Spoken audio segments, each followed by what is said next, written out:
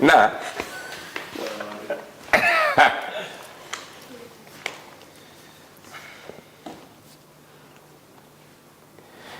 Great, good evening everyone, and welcome to Daniel Letterman at 9 o'clock live. No, I'm joking, I'm playing with you. Today we're looking at the drafting and redrafting process. I have 1, 2, 3, 4, 5, 6 wonderful playwrights joining me this evening for us to talk about and for us to explore, also with the help of some automated voiceover somewhere. Maybe you can't hear it, but we can. So yeah, we'll be talking about the drafting and redrafting process. Before I begin, I might tell you who I am, and then I'll ask you all to say who you are, and perhaps how you have a relationship with this wonderful prize, or have a relationship with this building. We are currently in a Royal Exchange, of course. Some of you might know by the backdrop. My name is Daniel Bailey. I am a director, a dramaturg for TV and film, and also theatre. I am also a script editor, so sometimes I might get scripts and tear them apart and then kind of give them back to you and tell you to do the rest of the work, and I get paid for that. And sometimes I'm also a writer. So, can I start on my left here? Yeah, hi, my name's Jake. He, him pronouns, and how I got involved with them. Yeah. I was part of the Royal Exchange Young Company. Bang it. And then I think the play that I wrote as part of the Young Company I submitted for the Bruntwood and was very luckily long listed for the Bruntwood.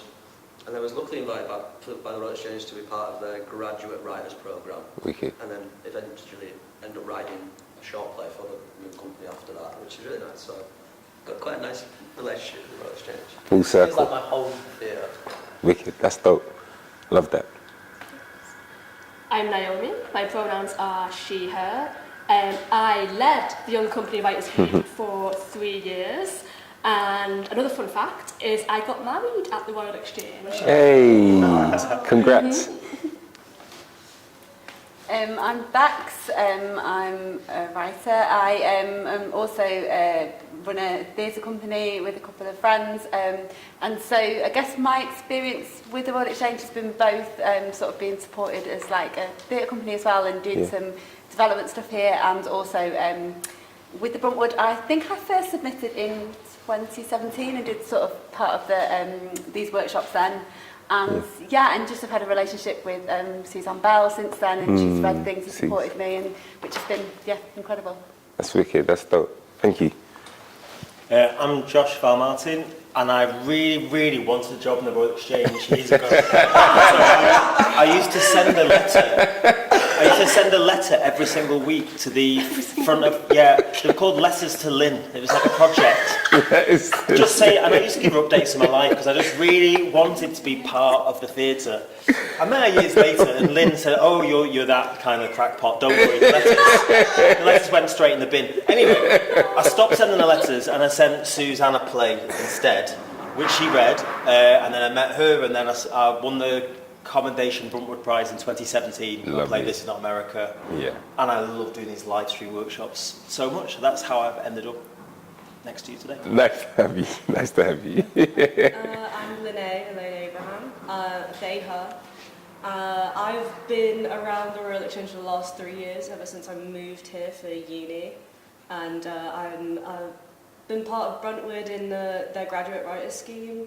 Been part of the Royal Exchange with the Young Company, and now I work there, which is great, Now I get to teach other people how to write plays, Yeah, I'm Clodagh, she, they, and I got involved in the exchange through Suze. I sent her some work, and like others, she was very kind and supportive and sort of brought me into the fold. And I also work here kind of doing front of house stuff as well. Wonderful. Cool. Nice to have you all here. I really appreciate you lot coming through, and all of those that have joined us online and will join us in the future as well. Nice to meet you all. So today we're going to look at a couple of things. As I said, we're going to look at the kind of drafting process and the redrafting process, because that for me is like the most difficult task ever. You spend all this time kind of getting out what's on your head, doing the word vomit on a page, and then suddenly someone says to you, or you say to yourself, okay, I need to get this into shape. And that sometimes is the hardest thing to do by yourself. I've done it a number of times with different writers as a director. So I'll talk through my journey of helping shape work as a director, also as a dramaturg, so stepping away and just having that kind of dramaturgical support and giving that kind of input and giving notes and seeing how it changes. And then we'll do a few tasks that hopefully you guys will also be able to do as well at home or wherever you are. I don't discriminate, you can be wherever the hell you want to be. And then we'll try some stuff out.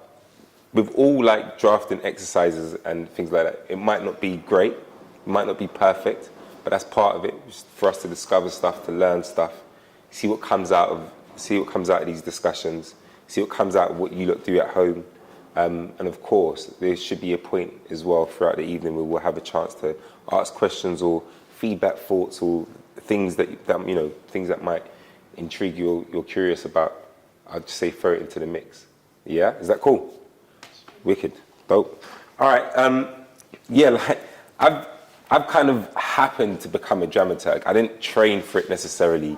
I went to university, and I went to Brunel University and studied modern drama. And so through that time in that period, I read a hell of a lot of plays, witnessed a lot of things in regards to people writing plays, some shocking ones and some things that should have gone on and never saw the light of day. But through that process of like being in stuff, working on stuff, being around it, I was able to kind of like carve my way into becoming a bit more of a dramaturg. And then I took it a little bit more serious, and I bought loads of books whilst I was on the RTYDS. And you don't know what that is. Regional Theatre's Young Directors Scheme. I got it right. Whilst being on the RTYDS and also being at the Young Vic, which is down in London, I spent loads of time with writers, and being in the New Work department at the National. I spent loads of time with writers, just kind of understanding what the hell they were doing. Like, obviously, I know everyone was writing, but everybody has such a different process of writing. Like, I'm sure you all have different processes of writing, how you might do stuff. You might start with a stimulus. It might be a newsletter. It might be a piece of music. It might be a bit of art. It might be like this one political idea that you have. But I spent so much time with all those different writers who have all different processes, and I was like, how do you find a uniform thing that can help all these writers? And I quickly realized that you can't. You just don't. You've got to adapt to the moment. I think the best dramaturgs are those that can adapt to the moment. They can ask the essential questions of like who, what, why, location, space, ask those essential questions, which I think are imperative questions. But the dramaturgs who are real experts are the ones that understand your piece, or understand the person writing it, or understand, I don't know, something really niche, like, I don't know, F1 racing or something like that. You're writing about this F1 racer, and you have someone who's an expert in that can actually help you with maybe your research or something to do with that world, but also have an understanding of how to structure or write a play. Most dramaturgs are shit writers, I'll tell you that now. No, I'm joking, they're not always, but yeah, sometimes their focus is like everywhere else in it, which is my focus, to be fair, which is why I don't get to write as much. So I can put my hands up and say that might be me. Anyway, yeah. So, so I do have some exercises, some thoughts and feelings. But if there's anything that just kind of like that you're like pondering on at the moment, or that comes to mind, just throw it into the mix. Honestly, don't be afraid to start with a question. So, look, as I said anyway, drafting is usually the process of getting out what's on your head onto paper. Some of those key elements for me are, a story. Sometimes you just got that story in your head and you're like, I want to tell that story.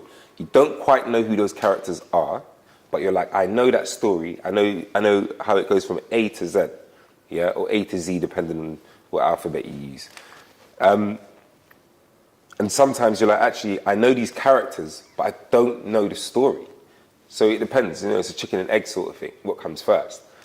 But it's usually, again, like I said, it's a stimulus. There's something there that's in your mind, or something that's in your heart, or something that's bothering you, or something that actually you just want to express to the world. Characters, when we think about characters within this idea of, this draft, sometimes we get hung up on like having these characters that are fully dimensional, these characters that are fully active, and actually, which I think's right. Often when I'm looking at plays, particularly straight plays, I'm always like, why is this character so flat? But obviously, we know flat characters serve a purpose too, depending if you can write a 15. I heard you saying you said that they wrote 15 people in one play. Yeah. 15 people in one play. That is a luxury, fam.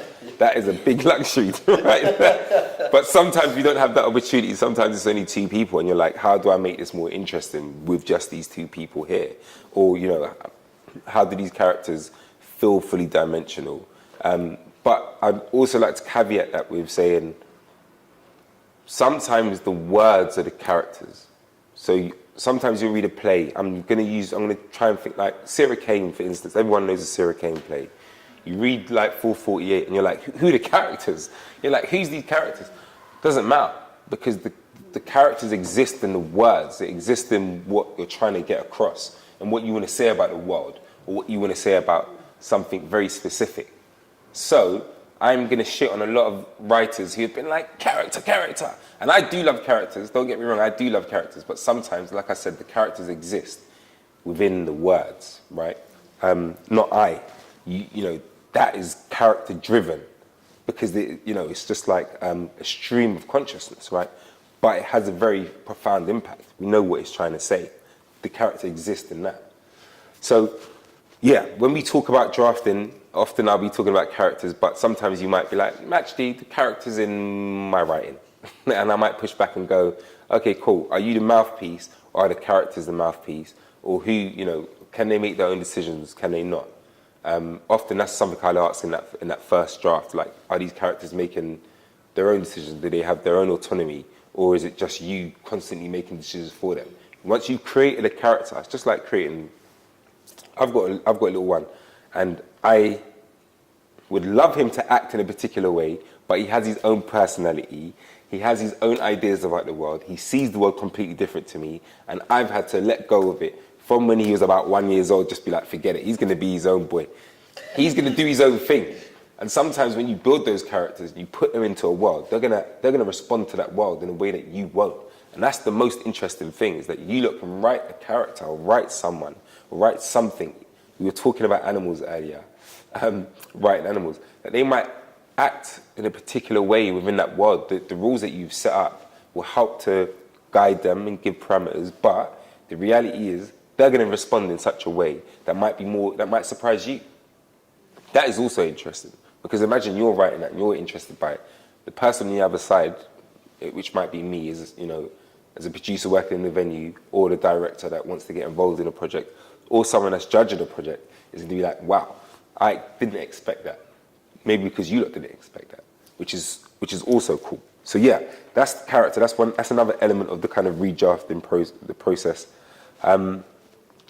Setting, location, time. I know those are all different things, but they are all intertwined in some way. Like, what is it about the time period that you set this play in? What is it about the location that you set this play in? Do you know what I mean?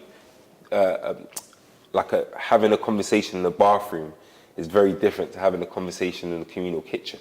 You know what I mean? Suddenly that adds a whole different texture to the work. So you might write a scene and it's like 2 people going at it in a kitchen, but what happens if they're going at it whilst one is actually trying to have a bath? You know what I mean? What happens if they're going at it and someone's trying to get into the bathroom because they want to use the toilet, but someone's taking a shit? Like, I know these are like really hypothetical, stupid ideas, but it just changes the scene quite quickly. Or actually, what happens if it isn't a public place and they are trying to have a private conversation, and suddenly they're in a library, buy books, and then you have 10 school kids coming in. What does that mean for those 2 characters that need to have this conversation right now? So again, I might add something like that when I'm talking to writers about that redrafting process. And again, like I said, we'll try something today that will help us shape that and see how that comes out. As I said, it might come out shit, guys. It might come out shit. But that is another thing about redrafting that you can't really predict. Sometimes you'll get some really good notes, and sometimes you'll get some notes that feel like they contradict the integrity of the play, or contradict what you want to do with the play, or what you set out to do with it.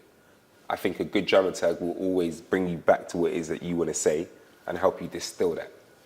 And then this is something that I personally think when I'm looking at plays and I'm going back to help someone and giving them notes on their second draft or third or fourth or whatever draft they've handed to me. I'm always thinking about the concept. Right? Often people are like, I don't write in concept, I just write.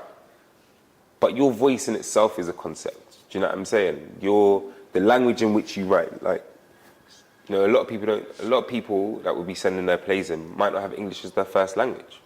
You know, what do they dream in? What language do they dream in? What language does your characters dream in? How does the language change? How does it change if these characters don't have English as their first language? You know what I mean? Like, what is it? What is the concept? Is it a physical theatre piece? Can I say all this bit of dialogue that I've written down here with just with a small gesture, or a phrase of dance, or a phrase of music or something? Like, what is it? Is it a musical? Is it a play with music in it? Is it mask work? Is it something slightly absurd? Is it something, those are the concepts that you throw into something, or that you shape your play around, or with, I should say. Maybe not shape it around. Sometimes you'll see plays and you're like, this is style over substance. And sometimes you'll see plays and it's like substance over style. Do you know what I mean? But when you get the right marriage together, and you know that play sings, I don't know if any of you lot got to see John it was at the National years and years and years ago. It was by Deviate, and it was like a verbatim piece. It was a verbatim piece of work, and it had movement in it, and it was so spectacular. It was just this guy's life. His life from A to B to where he's at right now. But it was so stunning because half of it was movement, half of it was the language of movement. And you completely understood the kind of, the sacrifices that he had to make to get to this point. He was a drug addict. If you haven't seen it, try and see it. Go to the archives, watch it if you get a chance. It might be online, I'm not sure, but if you get a chance, watch it. It's a beautiful piece of work. But that was like seeing the marriage of words that weren't necessarily the writer's words, but were the words of someone who wasn't a writer. And this idea of like physical theatre being able to open up the text in such a way that made it so much more accessible for those that perhaps wouldn't go theatre. Part of the kind of pull for that show was about bringing people in who wouldn't necessarily always engage with theatre. And I think it done it, expertly, because people were like, I don't even need to listen to this dialogue right now. I'm just watching someone move on stage. And suddenly they're expressing everything about their trauma or their pain or their love or that moment of like sexual release, or like having a moment of like chaos once they've overdosed on drugs, like seeing all those moments, or violence, in fact, seeing that. And they didn't need to communicate with words and points. There was just moments where it's just like, the movement done all that work for you. So concepts are a big thing as well. So those that will be like, oh yeah, I don't really work with concepts. There's something in there that holds that play together. Theatre is a concept in itself. You're asking people to engage with something. You're putting something on stage. It's not normal for someone to stand up and just talk and monologue at you, is it? Do you know what I'm saying? And people are like, I don't do it. That's a concept, fam.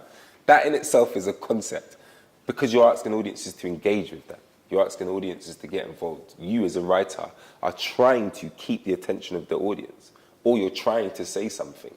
In normal everyday life, if you want to say something, you say it. You just talk, or you write it down, you send an email, you send a text.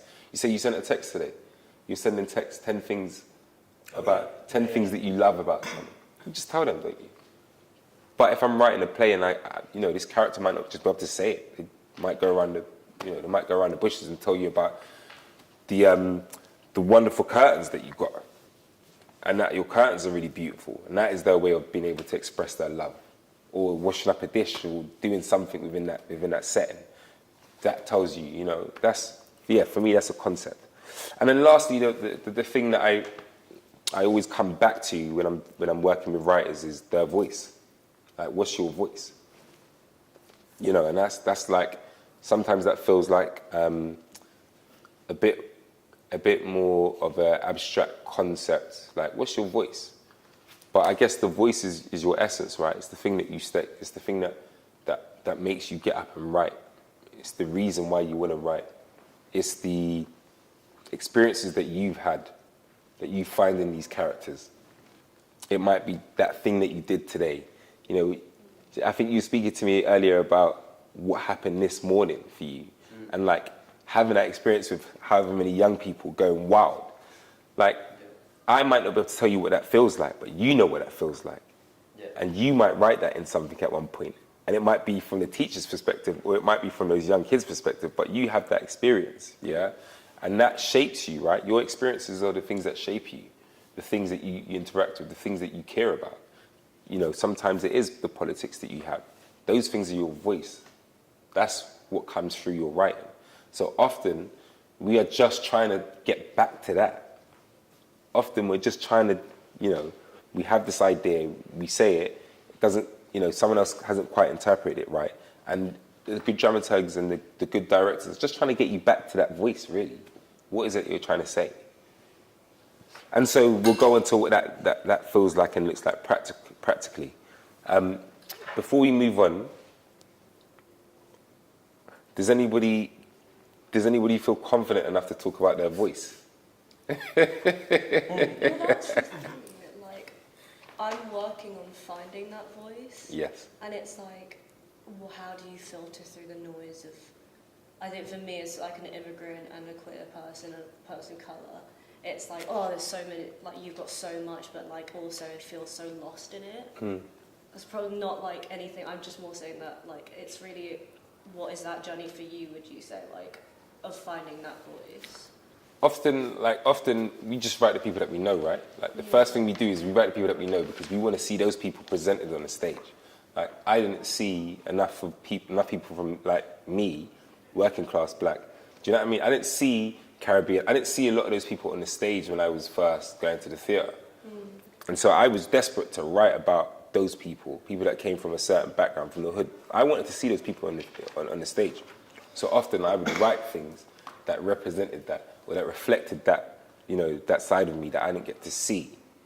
And then I got to a point where my politics slightly changed, which I still wanted to see those people on stage, but I wanted to see them in different scenarios. I wanted to see them in different situations. So I might put the guy that's from the hood, suddenly, I might put him in a Mayfair hotel with a politician. And like, what does that look like now? Where he gets to have that opportunity to speak. So I'm almost reimagining a future. I'm almost reimagining what I want for that same character that I wrote 10 years ago. I want to know what that character will do in 10 years' time. I've evolved a little bit. And I want that person to be in the same spaces that I occupy now as well. So for you, I guess that, you know, you'll find your voice. Finding your voice is just about coming back to your central self, innit? It's always just coming back to you, really. That's the truth of it. And when you start to filter the noise will be filtered by knowing what it is that you want to say at that particular time, or what that play or what that piece of writing is for. It's just cutting away, and these exercises will help you. And knowing that this character can exist and feels fully dimensional. And what I mean is that they have the autonomy to speak, they have the autonomy to act in a certain way, that they respond in a certain way. That might change and that might evolve, but that's also a good thing. I heard something this weekend which was really, it was so small, but it was so profound. And someone said, what's the point having a mind if you can't change it? And I was like, that's why you've got a mind. But it was small. But for your character, for you to bring that into your character, for your character's mind to change, for your character to go on a journey from where they started to where they finish, that is your voice. That is a reflection of you, you know. So I think through the process of writing, through the process of sharing your work, through the process of having conversations, through the process of evolving, through the process of, you know, of learning, you will harness your voice. And that's what it becomes about. It's not just about finding it, because your voice you found it already. It exists in you. It's about harnessing that now. And that might change from play to play. And it should change from play to play, because you're going to change from play to play. You know what I mean? And those are the things that I think, you know, are most important when you start talking about drafting and redrafting. So it's really important that you're working with people that understand you. That isn't always the case. That is hard to find. It's rare to be like, oh, okay, this person that understands me. But in order to understand your work, sometimes we need to understand the person. That's my philosophy anyway. So I spend more time just asking people questions about their lives. Like I'm so intrigued about that moment that you was like, I went to Wales, and I had this adventure, but also with the lens in which you look at stuff. Like I was really listening, because you were like, everyone lived to like their 90s, and they lived to their 90s because they were walking up these hills, walking back up and down these hills, so they were fitness, and now they got cars. Do you know? But there was something about how you took that trip in and what it meant to you, and that sentiment, and how sensitive you were to what was going on around you. And I'm like, that's cool. I could probably see that in your work, but also your comedy. I was just listening and going, okay, he's got a comedic element to him. You know, there's moments of comedy that I can hear. And I probably read your work and go, oh yeah, I can see it right there. It kind of filters its way through, some way, shape, some way, somehow. And I'm sure that is true of all of you here. Now, I've read your work before, and know that your voice is fierce. Do you know what I'm saying? I know your voice is fierce, but also there's a lot of questioning within your work, questioning of self and where you exist. Do you know what I mean? And where these characters exist, always. And that is something that feels uniquely yours, you know? So yeah, that's when I think always about the person who's writing, why they're writing this thing, and always asking that question of like, why are you writing this thing? What is it that led you to this in the first place? And that might burn out in the 2 months, but there's a fire that exists there as to why. And you might be like, I'm wanting to do this because Trump got into power. That's cool, but when Trump's not in power, is it still going to be relevant to you? Is it still going to be burning? Yeah, because he shouldn't have got there in the first place. All right, cool. Well, then that's the thing. Let's look at what that means. Let's look at what that means to you, the writer, and then we'll start to distill it and look to what it means to these characters and how they might play out within the worlds that you've created. So yeah, anyone else? Talking about voice here. Talking about voice, folks, for you at home, or on the bus, or on the train, or on the commute home. Voice. I think it's something I found more recently as well, like coming back to writing theatre. I think you find it as much in what isn't your voice as what is. Like when you write something and you're like, because I think sometimes you can have really good ideas, like particularly if you write political stuff. I think that you can be like, that's a really great, like Precinct, so that's a really good idea, and then you write it and you're like, well, I feel like sometimes I'm like, it's a great idea, but it's not my play, it's not my voice, it's not what I want to write. But then when you land on something that is, suddenly you're like, oh no, it flies, and that's the bit that gets your heart going, isn't it? I think that's the thing that helps you find your voice. I think sometimes. Like that, like what gets your heart going, what gets your brain going, what gets your heart going, what gets your soul moving. That's what you should write. Yeah, and I don't think it's always hard about it, because some things are like just really great topics where you're like, I'd really like to write a play about that, but then you start and you're like, actually, it's not mine. And then you see someone else's and you're like, that's fine. That was you. But Bex, you were just talking about this as much as the thing that you're like, you find out that's not your voice. But that is the process of elimination, isn't it? Like essentially, like if scientists will be like, that's how we got the cure to cancer. But it's how we get to that.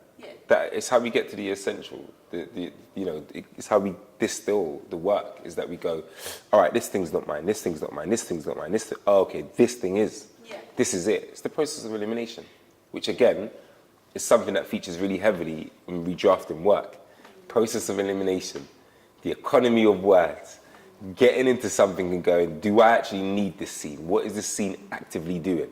What are these characters actively doing in this thing? Am I just giving information here, or am I making it active and exciting to watch, or exciting isn't the right word. Is it interesting? Is it challenging me?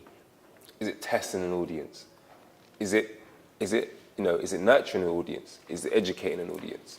Is it doing all those actionable things that you think about, you know, when in your day-to-day life? Like, I'm not going to get on a bus, I have to get on a bus because I've got to go somewhere, innit? I've got to do something. I'm getting up this morning, I've got to pay my bills, haven't I? You know what I'm going to say? I've got to wash my ass because I don't want to stink when I get on that train too. You know, there's a number of processes that we go through in a day-to-day. But it's all a process, isn't it? It's all a process. So, yeah, voice. Any other ideas or thoughts on voice? What your voice might be? I like finding that space where you can be 100% honest. Like, sometimes I've written something, I'm like, yeah, I don't really know. Or like, or like, I don't really believe that. And it's not got that counter argument. But is it finding that place where you're being your honest self in your work? Yeah. Yeah. And that honest self, like, you know, often writers will write stuff that they don't know about, but they're interested in it. Yeah.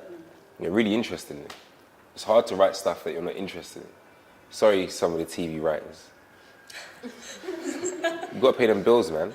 But it's true though, isn't it? Sometimes, and that's what I love about theatre, is that you can be like, I'm really interested in this thing, and I want to research the hell out of it, and I can geek out, and I get paid to geek out, fam. I get paid to be a geek.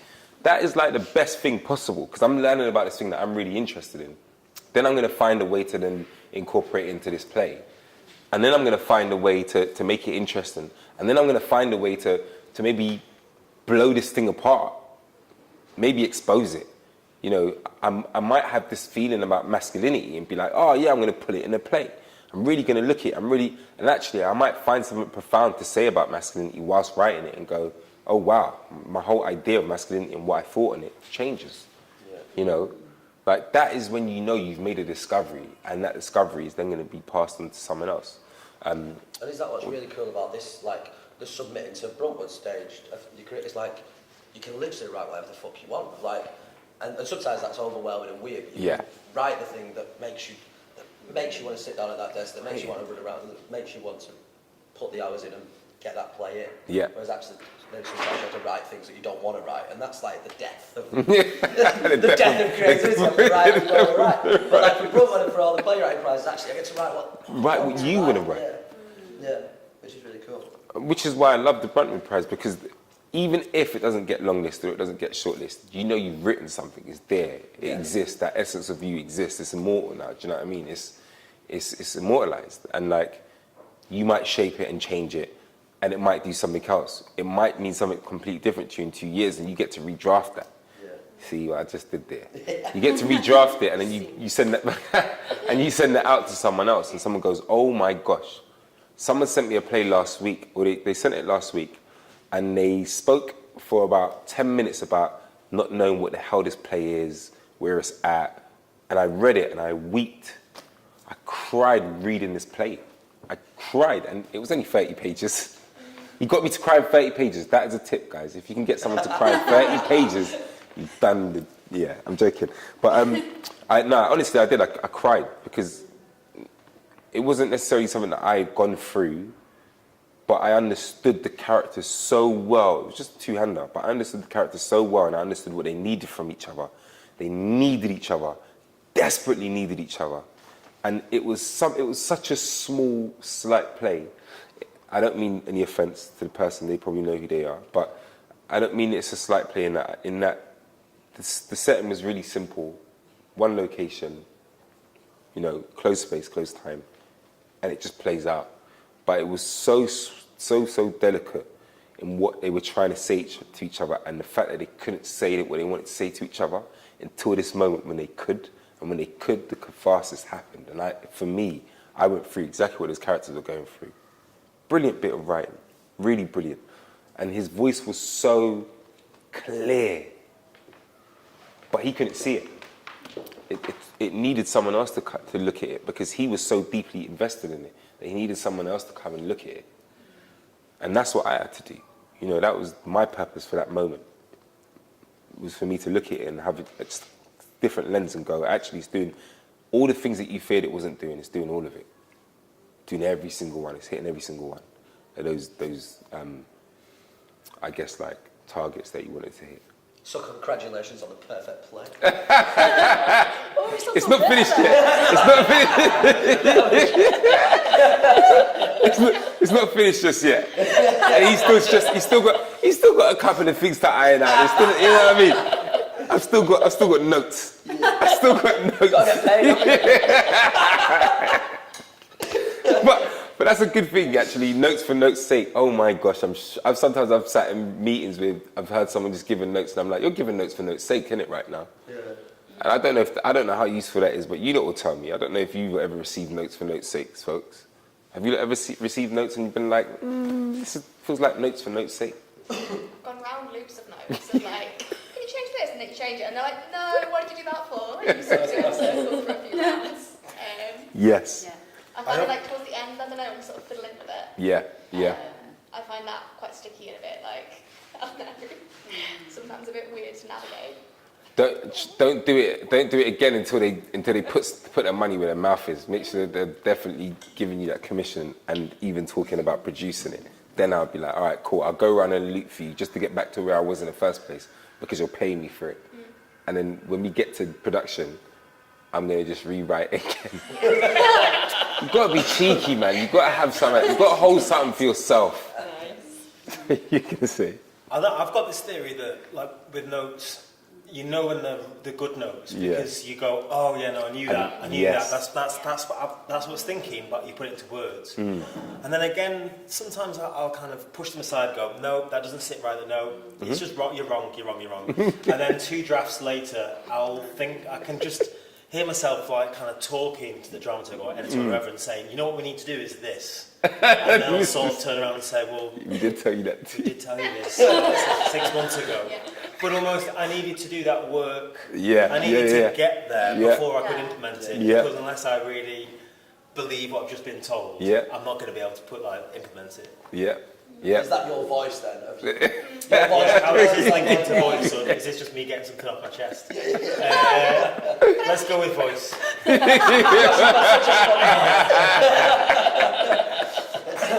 does relate because I think so much of your voice is like discovering through writing stuff what your voice is. Like I don't know that I could say, oh, my voice is X, Y, Z, but I know that I could point to my work and sort of as I've developed as a writer, I've sort of gotten better at looking at my work and being like, oh no, there is actually a coherent kind of theme or energy to this. Yeah.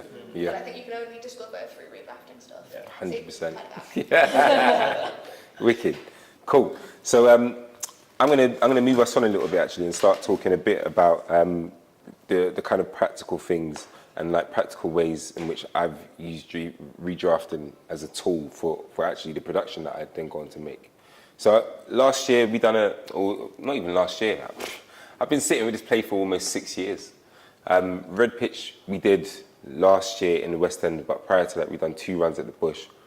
Prior to that we done a 30-minute version of it at Oval House, and prior to that we done a 10-minute version at the Lyric in Hammersmith in London. And some of that, that was one of the most interesting drafting and redrafting experiences that we had, because Terrell and myself had known each other for a little bit of time, and then we jumped in to do this 10-minute version of it, and he had this really strong idea about what it was, because it was so close to him. It was about gentrification. It was about this pitch that him and his friends had been playing on that suddenly weren't there, and what had been in place is these big block of flats that most of the people that lived in that estate couldn't even afford. So he was sitting there and he keeps talking about the block being there and being arrogant, like just arrogantly sitting there. And so he had this fire to write this story about these 2, these 3 boys that were on this estate that lived and breathed this space, ritualistically. And all those things that came out of those conversations, the rituals, the dreams, the ambitions, the kind of subverting the idea of what a cage is, the subverting the idea of what hood youths would do and what they would talk about. Those are all things and themes that he kept close to his heart. So as we started drafting, he got another opportunity to do a 30-minute version of it, or like it was 45 minutes, because we didn't pay attention to the time scale that we were given. We did 45 minutes in it. So he'd written this thing, and then he couldn't finish it. To be fair, like he had finished it, he'd done multiple different drafts of it, but he couldn't quite crack the end. He was like struggling to crack the end. And I remember him sending me a draft, and it was like, okay, so what happens is this cage, it's going to get knocked down, and the boys are going to get into this thing about this cage getting knocked down. And I was like, how many times have you seen that before? And he was like, about 1,000 times. I was like, yeah, cool, maybe we shouldn't do that one then. And he was like, all right, cool. And then he goes back and he rewrites this ending. And one of the guys he's like really fiercely passionate about football, and his parents are pushing him, gets this gig. He gets the academy. He gets the academy spot. And it didn't feel right. So it just didn't feel right. These characters, again, had their own autonomy. They weren't mouthpieces now. They were people in their own right, thinking how they wanted to think, responding how they wanted to respond. And this thing just didn't feel right, that this character, we didn't get that catharsis moment, or it came too soon. And I was like, it doesn't feel right. So he went away and he wrote, again, another version of it. And then this other character got it. And it was like, this doesn't feel like justice. Doesn't feel like justice to the play that we've been watching. But also, there isn't a point of tension if this character gets it. And that was the major thing for us, was understanding this point of tension, because, you know, we'd worked this thing up and stacked. We'd like stacked the intensity because we put all the pressure on this moment of them getting this thing. And we thought that was enough, and we thought that was it, that's great. That's where it lands. It's about these boys getting this trial or getting into this academy. But it still didn't feel right. It didn't feel like we'd reached the climax yet. So like I asked him a question. I was like, what happens if the guy who's the most unexpected gets this academy spot? What does it do? And he was like, I don't know. I think the two boys who are better will be bitter about it. But because they are such good friends, it is like contained anger. And I was like, that's what it is. That's the moment. So he went away and he wrote this scene where the two boys who were stronger footballers were absolutely furious, but they couldn't ever say it. They just couldn't ever say it. They couldn't ever just be like, you know what, fuck you. I don't know how you got that role. I don't know how you got that gig when we've been training all our lives. We put our hearts and souls into this, and you're like, yeah, if I get it, great. If not, I'll go off and do this thing. And it just created this moment, this real climax for us, where those characters, the only thing they could do, even though they were friends, the only thing they could do was fight. Because they didn't have the words to articulate. They weren't old enough at that point in time, or mature enough in that point in time to go, I feel really shit about you getting this. I know it's jealousy and it's not envy. Jealousy is useful. Envy, however, isn't. Do you know what I mean? It's jealousy. I feel that I want that thing. I don't not want you to have it, but I also want it too. Do you know what I mean? Whereas envy is, I don't want you to have it, I want to have it, and I would take it from you if I could. You know, that's the difference of those two feelings. But to understand jealousy in that moment for us was so important, because that's really where the stakes had led us to.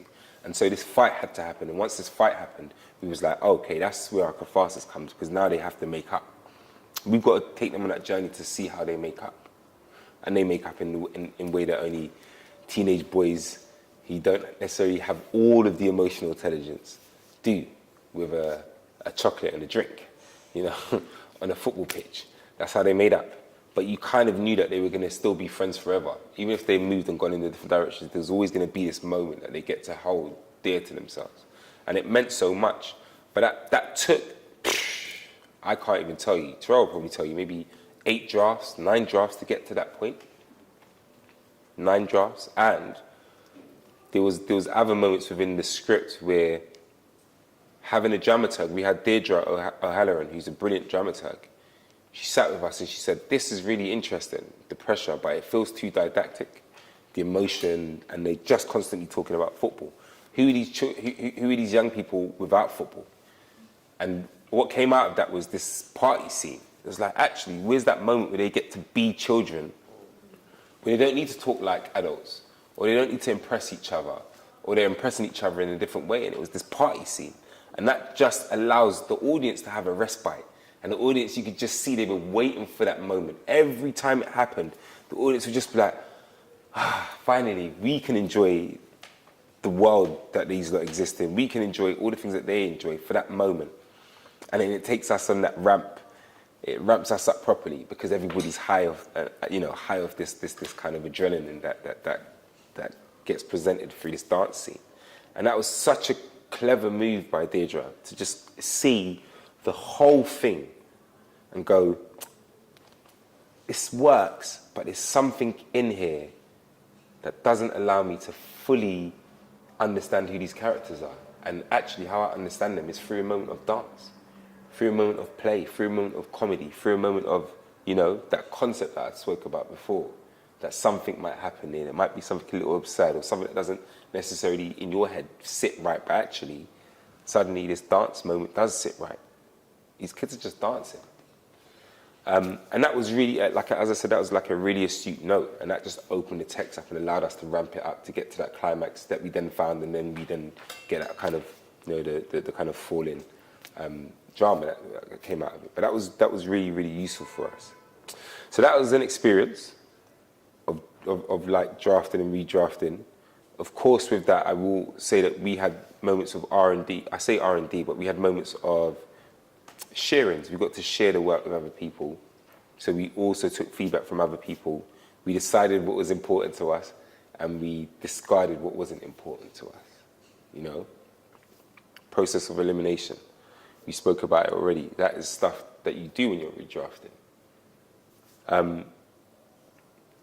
One of the key things that I learned, actually, and I'm trying to remember who told me this. I think it was Ian Rickson.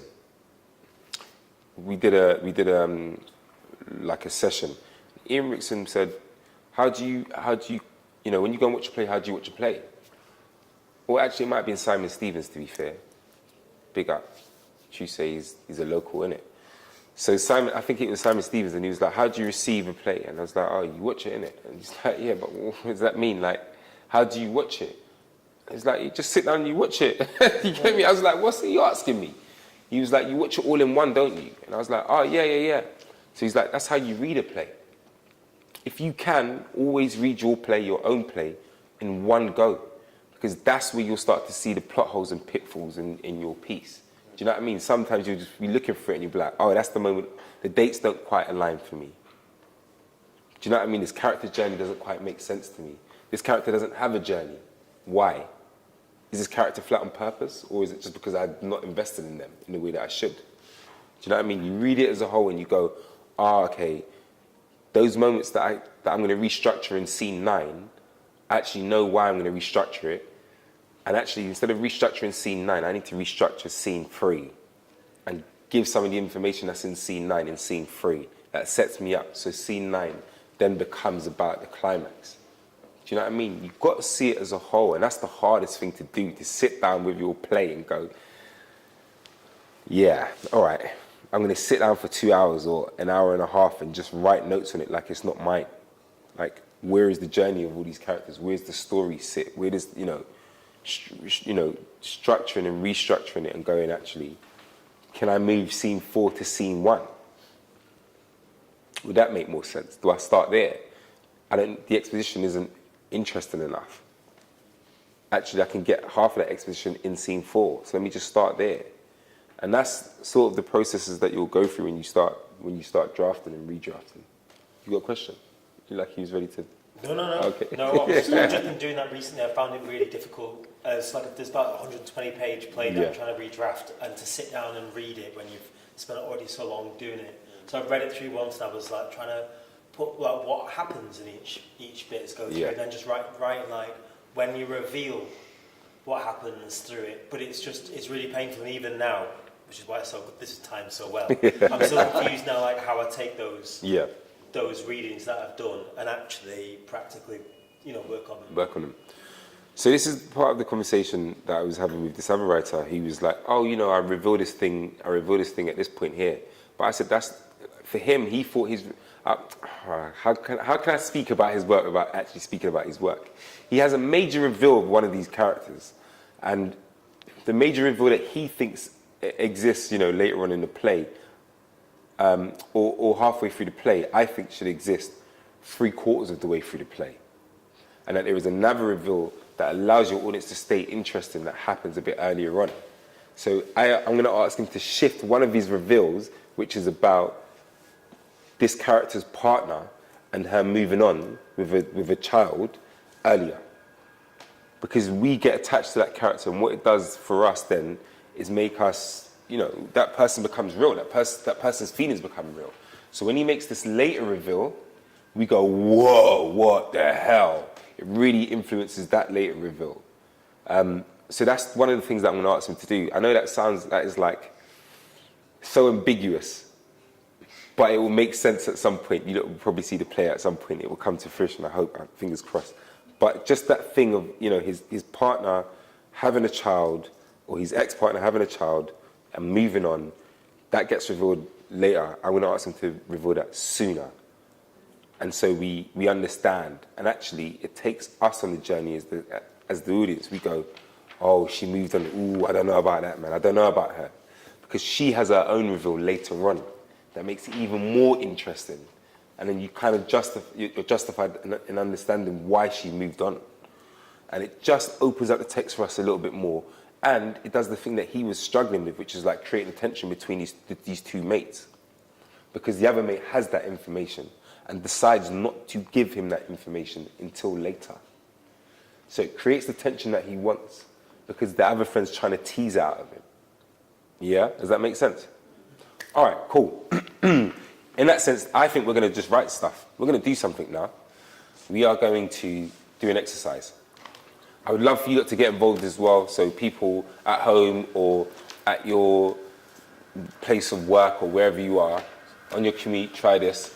If you're driving, pull over to the hard shoulder. So this is a really simple exercise, something that you've probably all done before. You've got a character, you can call them A, B, you can call them 1, 2, you can call them whatever you want to call them. Yeah? You've got two characters that both want something. Yeah? It could be anything. It could be that one of the characters wants to dance and the other really wants to watch TV. Yeah? It don't mean that they necessarily want something from each other. One of them might want something from each other. The other might just want something else. Yeah? We're going to write a scene with these characters. I don't want you to think too much about location and all that sort of stuff because that is going to be part of the redrafting process. Yeah? You can loosely think about it. I'm going to present some questions to you. I'm going to give you maybe 5 minutes. I'm going to give you 5 minutes. You write these two characters. They want something. One wants something from the other. You decide. Yeah? Cool. 5 minutes. Got 5 minutes.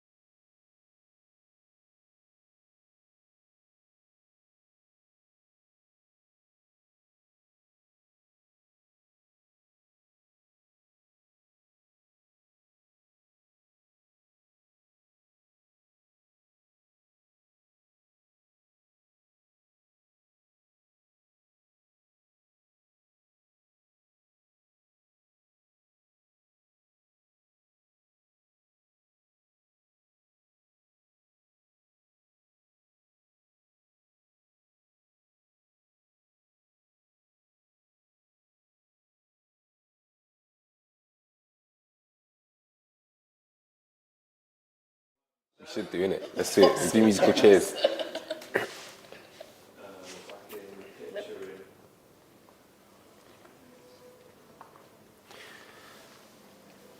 Wonderful, thank you. I appreciate it. 5 minutes is up. We were just talking about swapping chairs, doing musical chairs before. That's what we were really doing. So whilst you folks were at home doing the writing exercise, we were just dicking about. But we obviously ended up staying in the same place. So, yeah. Look, I've given you an impossible task to write a scene in like 5 minutes without really thinking about it too much. The only things I really wanted was, you know, these two characters that want something. One character wants something from the other. That's all for now. And the reason why I've done that is because we're going to start to load it up and we're going to start to go through a bit of a redrafting process with some of the ideas or questions or things that I throw out there in the mix. So let's see what we got. Does anyone want to share their piece of work? I will. Yeah? Yeah. Because Go I feel like I've not said very much so far, so I thought you were about to do something. Earn my place here, you know.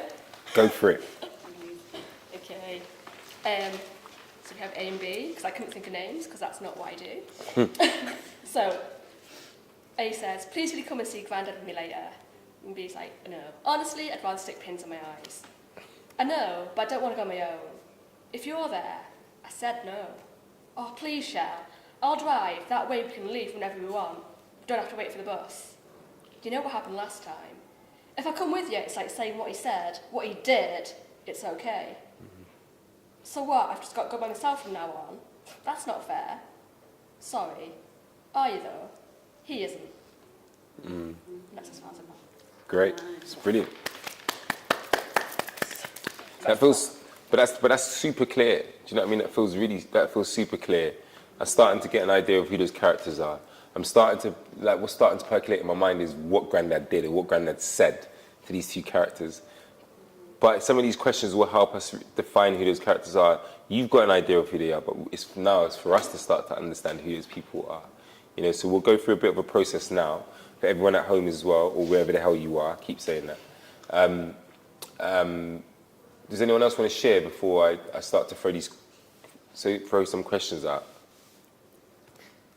Can do. Yeah? I meant much less big, profound. Honestly, it's your voice. Yeah. So mine's like A wants an argument, B wants to get to the next level of the video game. A, hey, B ignores them, play a game, head down. How was your day? Fine. Long pause. Why are you always like this? What? Like this? You know what I mean? I don't know what you mean. Like a prick. Why are you being like a prick? Okay. B ignores, A explodes. A explodes at B. Oh, just explodes. Great. That's cool because then that gives us a lovely cliffhanger to start to think about what comes after that. What is that moment after that? That's really brilliant. Cool. Does anyone else want to share? I don't mind, but I don't have to. Yeah. I was like the least.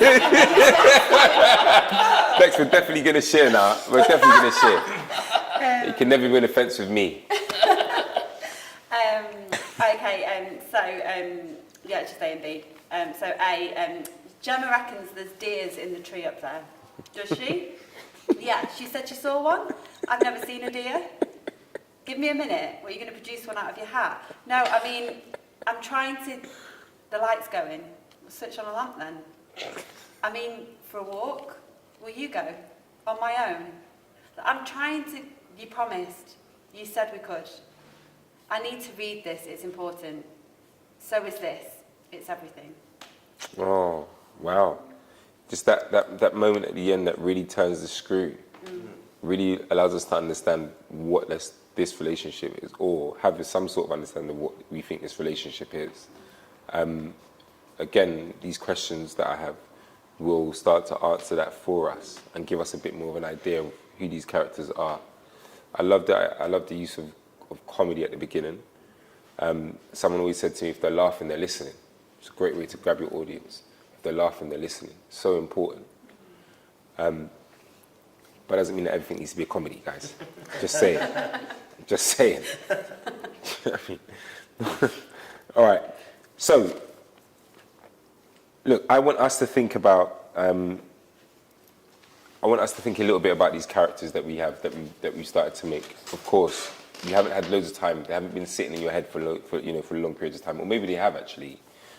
But I want us to know who these characters are. So I'd love you to start thinking about who these characters are. You can write this down if you want to, or you can just mull over it. I want you to think about the relationship that these two characters have. A and B, 1 and 2. If you've got names. But what is their relationship? Are they siblings? Are they friends? Are they lovers? Are they past lovers who have now become friends? You know, are they work colleagues? You know, do they run a business? Are they cousins? What's their relationship?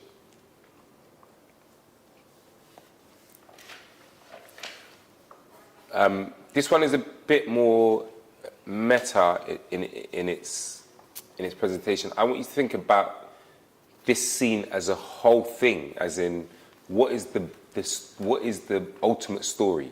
You know, what is the play here? Is it a play about video games and someone wanting to get someone out of the room so they can play their video game, and that is what they want to achieve? Is it something far bigger than that? Do they get sucked into the video game? Is it the end of a relationship and someone or one of these characters are trying to save that relationship? You know, is it what Grandad said? Where does this fit within that structure? Is this like the first scene, or is this like the end?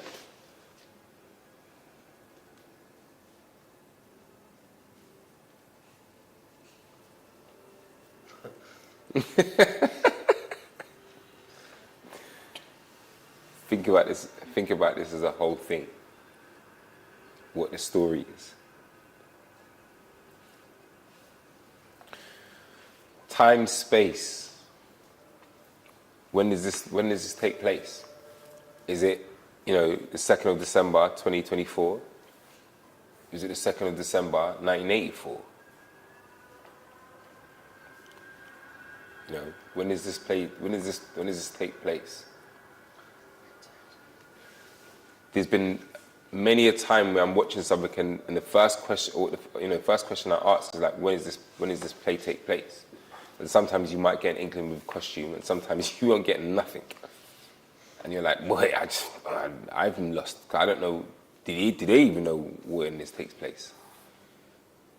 Or you're reading something and it might tell you, the turn of the millennium, but then there's nothing about it that really pertains to that moment. There's nothing about it that makes that time significant. Why is that significant for those characters? Is it because there was so much skepticism around computers or the world ending? That time and that location becomes a character in itself. That's how you make time, a location, the character. So earlier we spoke about characters and them being fully dimensional and so on and so forth, and then we kind of ripped out the rule book because we said actually characters exist in sometimes just the words. Characters can exist just in the character of a space.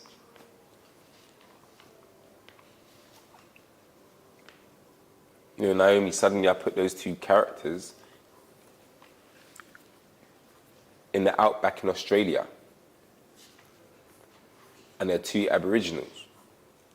Or mixed heritage Aboriginals. Do you know what I mean? Indigenous peeps. Like, how does that change it? What if I put them in Pretoria in the 60s? And they were two quote-unquote, coloured people, what does it change? How does it change?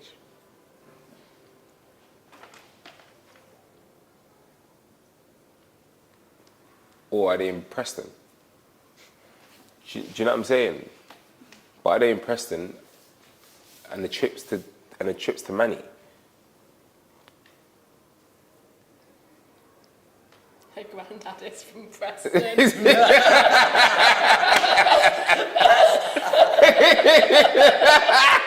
Just say. Maybe I know too much.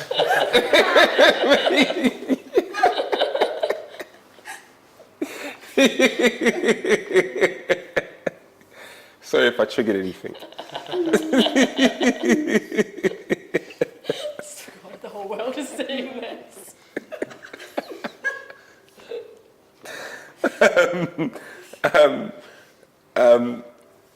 I want you to think a little bit about how those characters speak. So, finding their own voices. Is it RP? Is it MLE? Do you know what I mean? Where do they, what's comfortable for them? Are they speaking in their natural voices whilst having this interaction with these characters?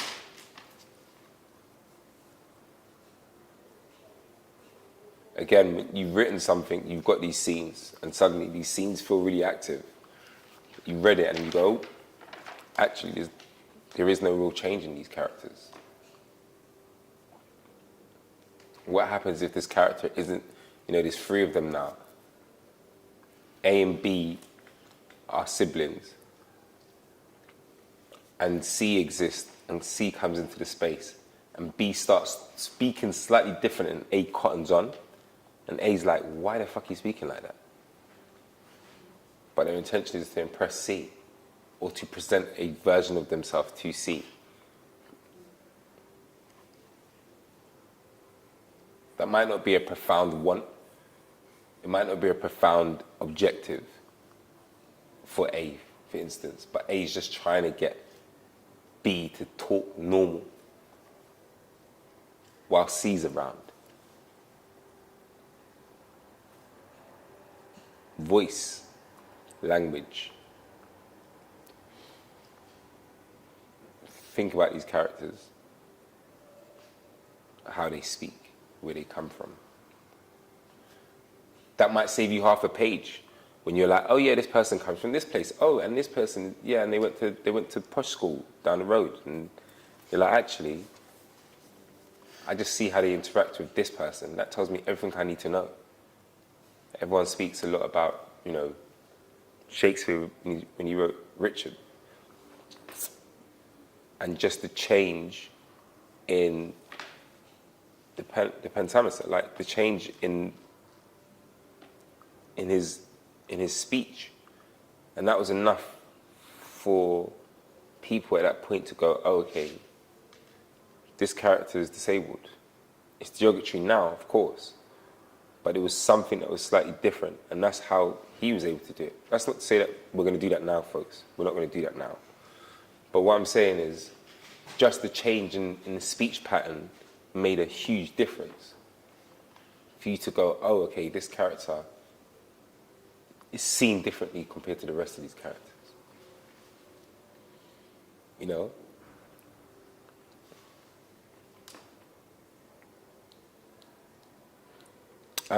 We spoke about concept. Concept sometimes bleed into genres. I'm not necessarily asking you to make a decision on this here, but can you see your thing as a different genre? Is it a dark comedy? Is it a drama? Is it a thriller? Is it a farce?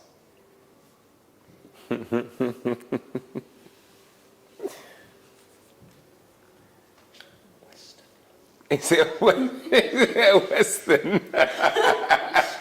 Listen, yo, I've seen a Western on stage, and I thought it absolutely banged. Yeah. Is God is. Do you see it? Yeah. You got Rosie like. Across Western.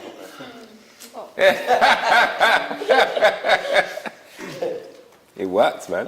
It worked. Was that the one at the Royal Court? Yeah. Yeah, I saw that one. It worked. We spoke to Alicia Harris when we went to America. She was like, yeah, why can't black women do like wrestling? I was like, yo, do the damn thing. Revenge. Go, let's go. She smashed it. Absolutely smashed it. Brilliant piece of writing. And it was funny. So yeah, I'm going to give you now 5 minutes. You've already got the text there. I'm not asking you necessarily to change it, but you can change it if you want to. You've got 5 minutes. I want you to look at the text that you've got with some of these questions, and I would love you to apply some of them. So maybe it's change of language of these two characters. Maybe it's understanding the location, and maybe it might be, sorry, this is another thing I didn't add, apologies. But like, I know there's a couple of that moments where you can put a bit of direction in there. So actually, take out a bit of dialogue, and it might be, you know, what bit of direction can I put in there that opens this up and tells me what I need to know, instead of a bit of text.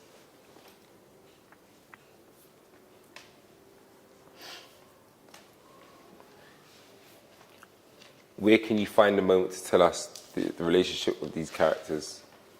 Or is there something that tells us in a dialogue the relationship with these characters?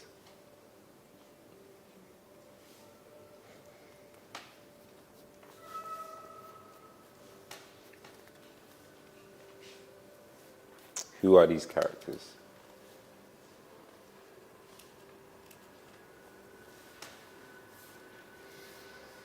So I'm going to give you 5 minutes. Try and make the dialogue that you already have as active as you possibly can. We're going to go now.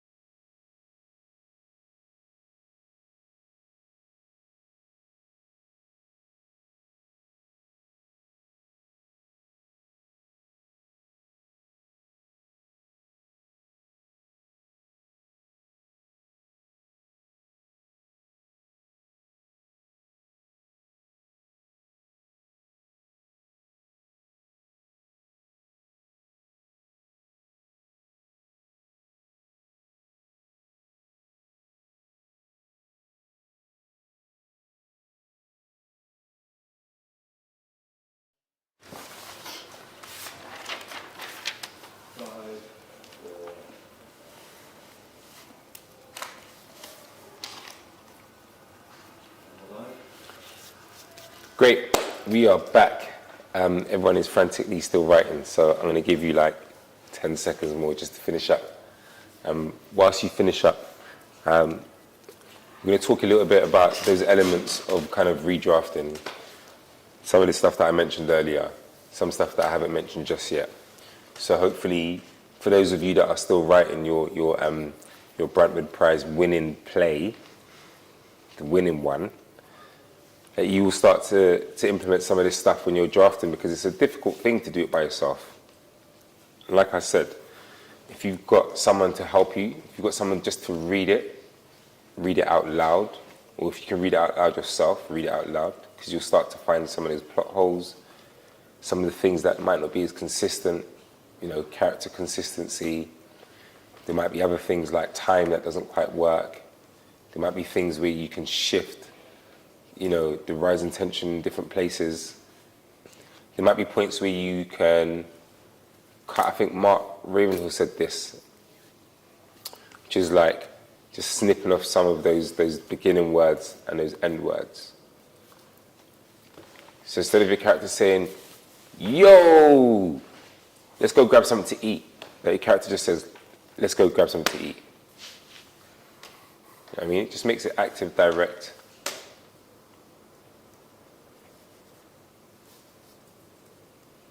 Cool, we're done? Fantastic, all right. Who wants to share? Who wants to share? Who would like to share? Don't look at me. I'm not on the fence.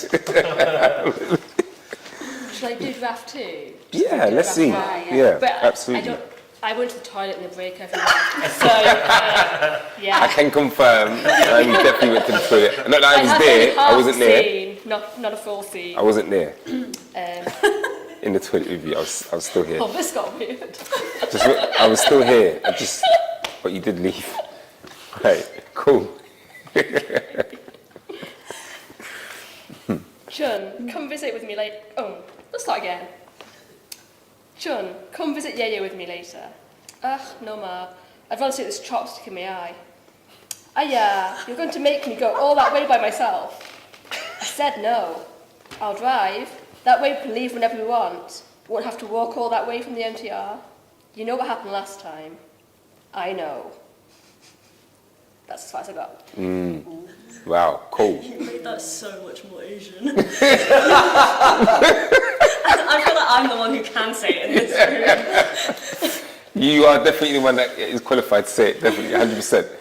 But that, again, the specificity of it, the minute that you've changed language, you've named someone, I completely know, you know, I don't completely know, but there is something more that I know of these characters now. There's something more that I understand of the stakes.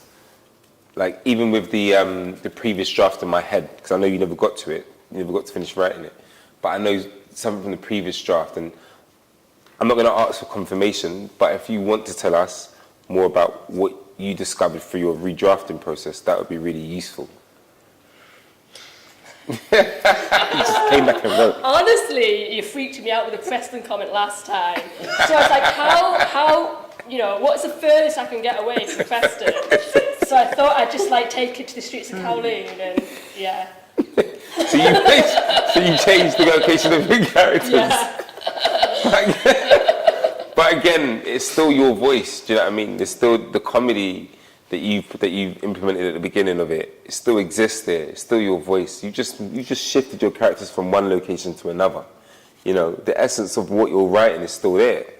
But now it just suddenly, of course, you've had more time with it. But that is what redrafting is having more time with it. Do you know what I mean? To look at it critically and analyze it and go, what can I do here that makes it more interesting, that makes it more unique, that makes it more exciting, for want of a better word. You know, the minute you have that character's name, I'm like, cool. I might, as a director, go away and research the name and go, what does the name mean? Do you know what I mean? Is there another meaning to the name? Actually, does that feed into the character now? Does that feed into how the character, you know, what the character's super objective is, or what other people think of this character? You know, it leads to all of these different questions that again makes it more specific, that makes it more interesting, that makes me want to read. You know, the minute you've added language in there that isn't my language. I'm going, okay, what does that mean? Who is that? Is that still Grandad? And what's the language? Cantonese. Cantonese. So is that, is that Grandad in Cantonese? Yeah. It's literally, yeah. I'm not saying yeah. Yeah. Yeah, but that's, again, like I said, there's more texture there. There's so much. You still got the same economy of words, really, but now it just has the added layer of familiarity for you, but also interest for and intrigue for the rest of us, which is dope. Does anyone else want to share? Give the video game update. Yes. I've not changed much about text, but I Yeah. have sort of thought about when and where a lot more. But I was thinking about like levels of the video game, and like, is it about capitalism, and is it sort of set around like the 2008 financial crash? Yes. And sort of thinking like, could these be two characters working in like a service job, like hospitality? So could it be kind of around 6 p.m. at the point at which they're starting work, and most other people have stopped working? Yeah. And so, like, how does that change it and their dynamics, and is that kind of what it's really about? Like, them as these kind of middle managers in this hospitality setting, working in a time of massive financial precarity. Like, how does that play with video games and levels and that kind of thing? None of which is translated into the text. But I love that because what you've done now is taken the idea of the concept of the video game and started to implement it into the story when you start talking about stages. Now that concept makes sense to the piece, and because you've located it at a time that was pivotal for so many people, particularly the gaming industry, particularly for so many different industries, for these characters now that are working in hospitality, that suddenly might not have any business in 6 months' time because people are, but also what it does is it can reflect on the now. Straight away you're like, oh yeah, 2008, shit. We're going through something quite similar right this moment when we're talking about the cost of living, cozy living, whatever people call it. But it's just suddenly like you just open up that world, and it makes it really interesting to throw these characters in the mix of that now. Like I really want to know how this moment pans out and why this character blows their top in the end. Is it actually about the person not giving them the attention that they need, or is it about something far bigger than that? Do you know what I mean? It's so there's something already that is like starting to churn in me that I'm like, oh, I want to know what happens now. I really want to know what happens between these characters. And you start to see it as a whole thing, which is great, because that's going to lead us into our next task as well. Anyone else want to share? I would do if you want. Yeah. Okay. There was something you said right at the end that was like, I think it was like, what are they doing? And I just had two people that were just having a chat. Yeah.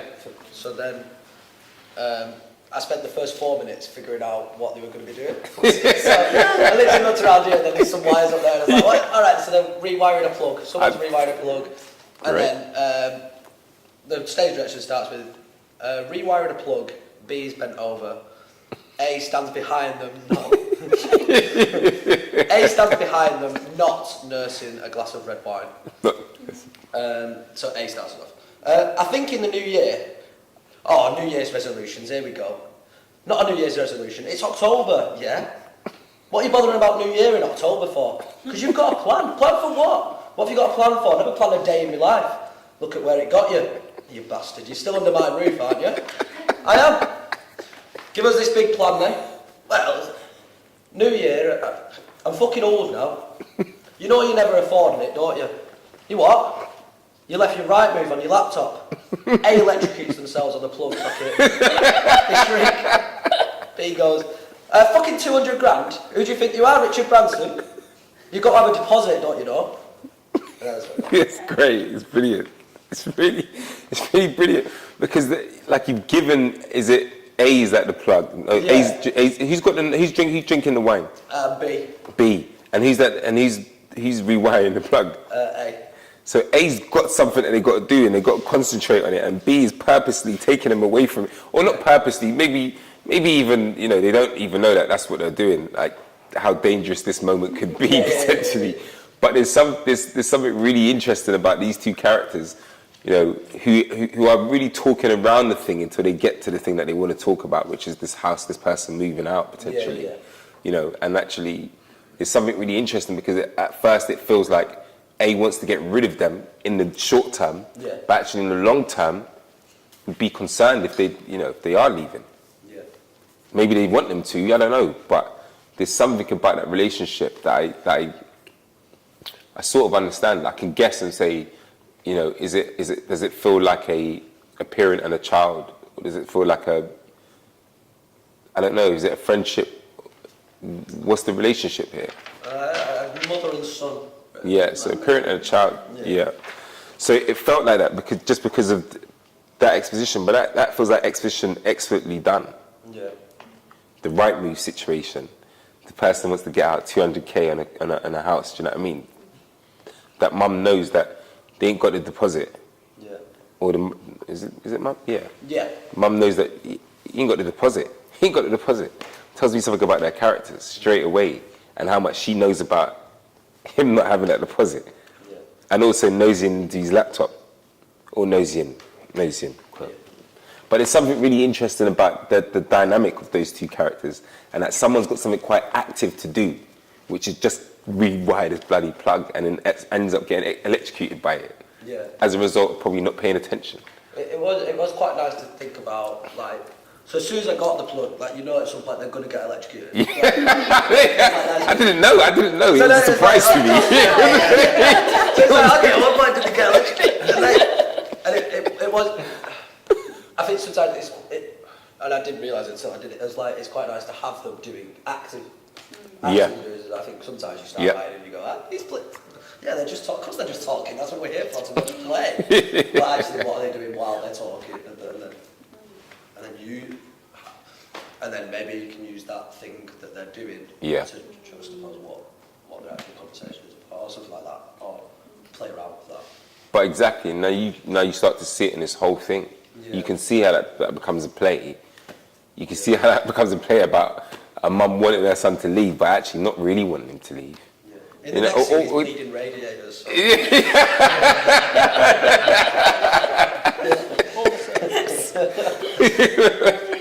Does anyone else want to share? I can share the update about the deer, if that's helpful. I'd love to. The deer up in the tree. I'd love to. Okay, so shall I just read it and then say what I've changed? Yeah. Okay, so Gemma reckons there's deer in the trees up there. How the fuck would she know? She knows. I've never seen a deer. Of course you have. Serious. B strokes A's arm, A pulls away. B, give me a minute. You're going to produce one out of your hat. I'm trying to, the light's going, put a lamp on, for a walk. You go. On my own, I need to read this. You promised. This is important. So is this. It's everything. Gemma says we need this. Gemma says we need this. Yeah, Gemma says a lot of things. But Gemma becomes such a massive... I thought about that when you said the thing about putting someone else in it who isn't maybe in it and who Gemma might be then, and I don't know the answer, but like who she might be and what that situation is then and why they're in this place and what she represents. Yeah. But Gemma does two things, which is really important. Like Gemma is like, there's deer up in that tree. So how old is Gemma to be like, there's deer up in that tree? But also for Gemma to be the protagonist in this actually, and be like, Gemma says we need this. Because ultimately, when I hear Gemma saying they're up in a tree, I think Gemma's little. Do you know what I mean? Or Gemma's either having a wind-up, or Gemma's really little. Yeah. And if Gemma's the one that is suggesting that they need to have a talk, that is major. Yeah. We've got choir as well joining us. That's amazing. But Gemma becomes so significant. And that relationship feels a bit more crystallized. I'm going to cheat because of time. What's the relationship? Do you know what the relationship is? What, between the three of them? Between A and B. Between A and B, I think it is a relationship that is ending. And like this is like a last ditch weekend, I suppose, to see. But I don't know who Gemma is. I think that's Oh man, I want to know who Gemma is. You're going to have to write this play now, Becky. I'm not to write it. I always want to know who these people are. Like, why does A put so much significance on what Gemma said? But ultimately I was like, oh, Gemma's a major player in this, but Gemma feels like, what the questions I would ask you is, why does Gemma say that there's a deer in a tree? Yeah. And from that, I'm hoping that it will start to distill who Gemma is for you, because for Gemma to go to I don't know, potentially these are adults, to go to the deer in a tree, and for the adult to believe them, it says a lot about the adult, and it says a lot about Gemma, and whether Gemma's doing banter or not. You know, and then for Gemma to be like, actually, I think you need this, is also pretty significant for Gemma to be like, I think you need this, to suggest they need this walk or they need this time together. And so, like, you know, one of the questions I would ask, which is more leading, is like, is Gemma their child? Is Gemma a friend of having a wind-up? Do you know what I mean? Is Gemma... Yeah, those are some of the questions I'd ask. So some more clarifying questions just to help us, you know, understand who Gemma is and why Gemma is so important to this relationship.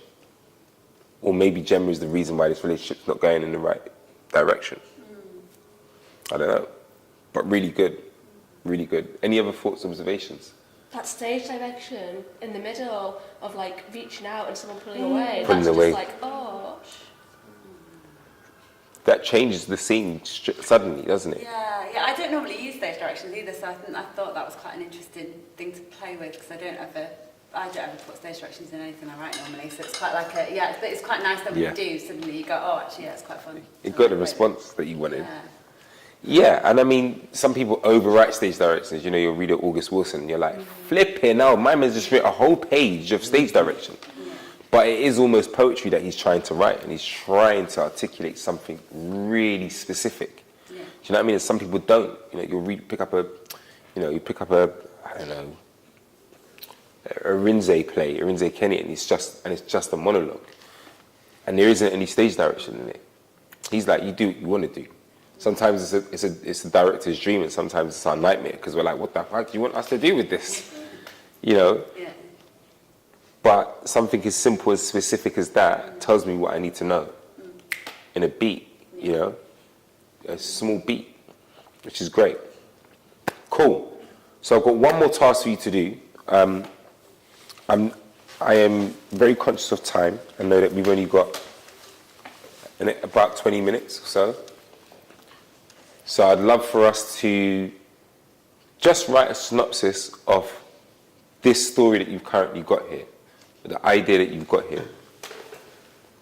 This is a major part of the redrafting process. And the reason why is because you have to make a succinct statement of what this thing is.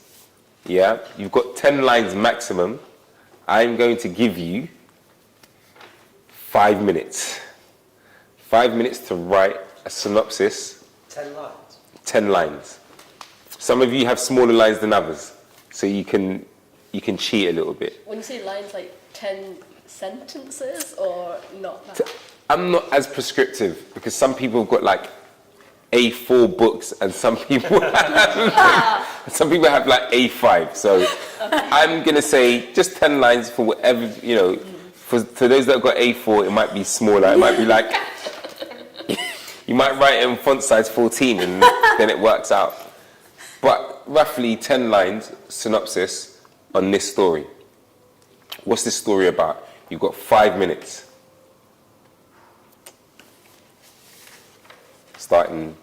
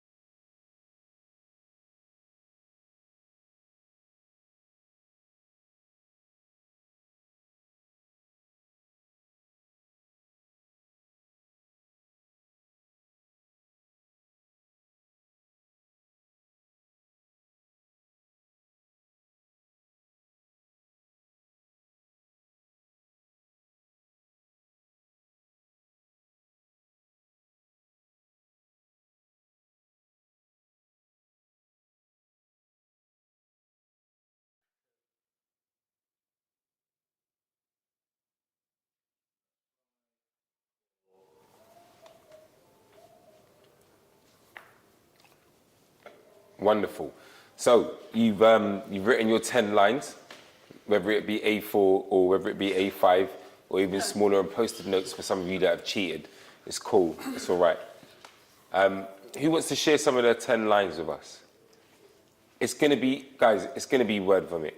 Like, I'm going to caveat this by saying that. It's going to be word vomit. I just needed you to get out whatever is in your head, whatever you know of these characters, whatever you know of what you've written, just out. It's all hypothetical. It might turn into a real thing, it might not. But for now, let's just play. How are you then? Let's go. Okay. Every Tuesday, Chung and her mother travel across Kowloon to visit Ye. But for the past 3 weeks, Ma has made the journey alone. She doesn't know exactly what her father said to her daughter during the last visit, but she can guess. Brought up to respect her elders, will Chung forgive her grandfather, or at least pretend to forget? Great. That feels... Dramatic page turn. Yeah. Time as well. How do you get a page turn, a dramatic page turn, into the play itself? Well, I don't know. It feels like it's full of drama, and we'll come back to it. That's really good, because we're going to start to distill that. We're going to go through a bit of a process. Anyone else want to share that? Yeah. An isolated Airbnb outside Scarborough is expecting 5 millennials who've still fingers and aspirations. It begins to rain and doesn't stop. Faz, the first to arrive, is on a high, having had some good news, and is ready to ride it with a heavy work weekend away. Juliana, the team's latest addition, hasn't met Faz previously in a physical capacity. Everything's gone online. This is them sussing one another out and making sense of the space. Good. You finished? Finishing. That's great. This is good, because you've got characters who haven't met each other before. Yeah. So suddenly, when they get into that space. My issue actually has just been trying to find out what's the dramatic, like people can meet each other, all right, that's interesting, they ask questions. Yeah. But then what's the dramatic impetus behind that? Like what's their reason to want something that's not external, like Yeah. I need to get changed? Like what do they want from each other? Yeah, And yeah. that I've not yet found. But that's cool. That's really good, because I guess through the writing process, you'll figure that out once you start putting them into spaces. You start putting 1 or 2 characters in one room for a night. You take them out. You put another 2 characters in a room for a night. You take them out. You put all how many of them? 5. Yeah. 5 millennials in a space all together. You know, that first initial meeting. What does it want? What do they want? What sparks start to fly? And then suddenly you've got this one wants to talk to this one about something that's happened back in the day. These 2 have met up before. These 2 haven't met up before, but then, they're really interested in each other. But they can't do anything because there's this person, this 1/3 wheel that's just sitting there involved. Like, you'll find stuff, you'll definitely find stuff, but straight away what you have there is the ingredients to create something that really, that becomes like a really good story. I love the aspect of, these 5 millennials going into a place where they've all not met before, or maybe half of them have met before, but the rest have all been online. But if they haven't met before, then you've got sparks straight away. Because are these going to get on with each other? How often do we watch Big Brother and we're like, this is never going to work? Yeah.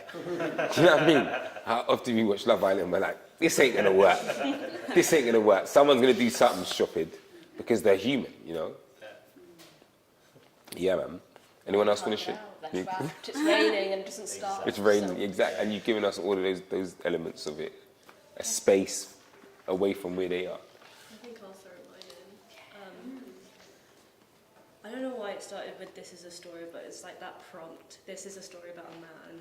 I always just went to that. Anyway, this is a story about 2 cars passing, clouds fading away, and a wish for the sun to never reach the horizon. 2 individuals happen to meet on the streets of Amsterdam, and one becomes curious about the city, whilst the other falls it for their newfound love. As time and distances part them, by some divine intervention, their paths meet throughout their lives. The question is, do they end at the same place? Really, a really active question. That last question. Do their paths end in the same place? Do you know what I mean? It's like we have this idea of these two characters potentially wanting different things but finding each other, and then yeah, whatever comes of that comes of it. But there's a really active question at the end of that helps us keep the drama alive in it, and it's also poetic because you know what I mean, at the top you've given us such a poetic setting that places us and lands us somewhere that feels real, but also tells me a bit about the writing that I'm gonna experience here, which is, you know, theatrical in itself. That's the concept, you know. It's the poetry in it. Wicked. Anyone else want to share? Got a bit about Gemma, but What is it going to be called? There's something about Gemma. I just think just Gemma. Gemma. Single word title. It's not any more helpful, I don't think. Or Gemma says. Gemma says. Synopsis are not my strong point. So Andrew and Beth are ending, that is certain. There are a million ways this could play out, a million ways that this could end, and Gemma isn't every one. Gemma is the cause, Gemma is the solution, Gemma is their child, or the child they never had, or the child they always wanted. Gemma is an influencer, Gemma runs a cult, Gemma is the woman who lives next door. It's a play about endings. When the world feels like it's ending, can we make sense of it in the endings we can understand? Oh my god, it's like constellation. Yeah. Like, multiple endings with Gemma all been at the heart of it. Gemma is low-key. That's who Gemma is. Gemma's been playing tricks. That's really cool. Again, I want to see that. I want to know what that piece is about. I'd love to see that version. Gemma. Just Gemma. In a full stop. Gemma is the ending. Yeah, I love it. Great. Anyone else? Shall I do it? Yeah. Every week, Maud needs something doing at her house. She calls on Cliff, who definitely doesn't have the time or energy, but he does it because, I mean, he doesn't have to pay rent. Win. Cliff dreams of what his life could be like without these shit jobs that he has no idea how to do. And makes big plans to move away. Not just out, but away. But maybe it's more than the tasks. Maybe Maud needs Cliff more than he knows. Yeah. No, I've got a real understanding of that relationship and how it works. And like, it feels practical, but actually is much more sentimental. Yeah. And there is so much, yeah. Around. Yeah. But how that plays out and what happens, like I'm so interested to know, you know, what happens to that relationship if they do stay in the same house for a little bit longer, or not. What happens if Cliff cuts? Yeah. Oof, yeah. It's dope. It's really good. Anyone else? It's just me left.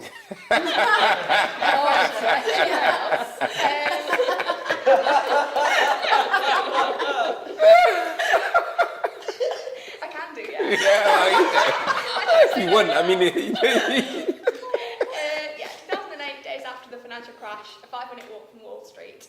Anna and Belle are middle managers in a restaurant on the cusp of newfound gutting and precarity.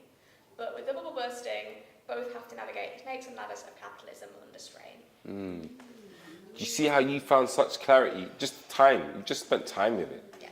You just spent so much time with it. From what you wrote initially to where it is now, and how that story started to crystallize. That is the kind of distillation thing that I speak of. Do you know what I mean? Often, which is like you just crystallize it, and your head is formed a little bit more. These characters are formed a little bit more. You have an understanding of who they are, the setting of where they exist, why that plays such a part in the story that you want to tell. Those are all the things that you have to ask yourself once you've written that thing. You've got this thing in, your heart. It's on the page. Great, cool. But why am I writing this thing? What am I trying to say? Who am I trying to speak to? Who am I writing this for? These are all the things that have started to become so apparent in just those 10 lines. Like, I know what it is, I have an idea of what that is now. A real idea of what that is now. And how you build on that and make it into something. That's so clear. So clear. It's great. I think what I found interesting as well is like everyone's was so different and so clear. Like with Linnea, you could really see what play that was going to be. And with Betsy, like with everyone, you can see what kind of play that's. So does that come back to that's the voice stuff that we spoke at the beginning? Yeah. It's exactly that. That's it. And all I've been doing is getting you back to the place where you started. That's all it is, though. That's, you know what I mean? For everybody, for all creatives, that's all it is about. Actors, they come and they audition. This is you lot's audition tape. Do you know what I mean? You audition with your play, and then someone says to you, well, you got to go and, you got to come in for a second audition. That's the redrafting process. You've gone back. What can I bring to the table now that gives you more clarity or makes you say yes? That makes these people, these producers, the judges go, ooh, this is something interesting here. It's something that they've got to say. They understand it, which means I understand it when I pick up the page. Those first 10 pages are so important. I used to read for Brentwood. I know. You know what I mean? I've read. And those first 10 pages, often you're like reading loads of exposition, and I'm like, yeah, that's cool, that's great, that's set up, but that's not interesting. Suddenly you give me a task, you make it more active. You know the location. The location gives me the context that I need. So I don't need to explain that in exposition. And now these characters want something. That's interesting. Set against the backdrop of a 2008 crash. That's interesting. We didn't know what the hell we were going through in 2008. We know now in retrospect. That you lot as playwrights know now in retrospect what that meant for certain people. What does it mean for this, for these two here? It's so clear. It's so brilliant, but it just takes time. And all these questions that we've posed. So, next task is I would normally say write 5 lines and then go from 5 lines to 2 lines. But I think you lot have such a clarity. You know what I'm going to say in it. I think you lot have such clarity in what it is that you want to say that I'm going to say write 2 lines. Now, this is where it helps to have an A4 pad. Because 2 lines is quite long. So I'm going to give you 2 minutes. I'm going to give you 2 minutes to write 2 lines on what this is now. I've slightly cheated because you've gone, you skipped the 5-line one. But let's 2 lines. What is this?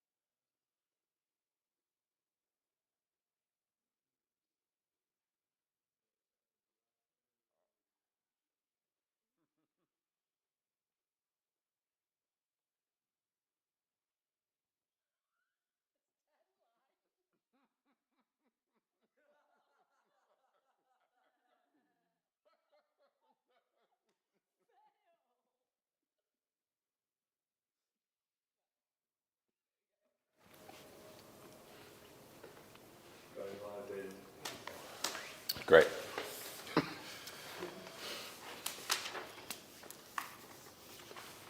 Wonderful. So this is one we might have failed a little bit. Listen, we know theatre is about failing, isn't it? It is about getting things wrong. And in this space, it's safe to get things wrong. But for those of you that got it right, he wants to share their 2 lines with me. Did you? Yeah. Let's go. When you said poetry and poet, I was like, I gotta use that. So I said, a wish for the sun to never set, a wish to have never met, but they'll continue to till the end.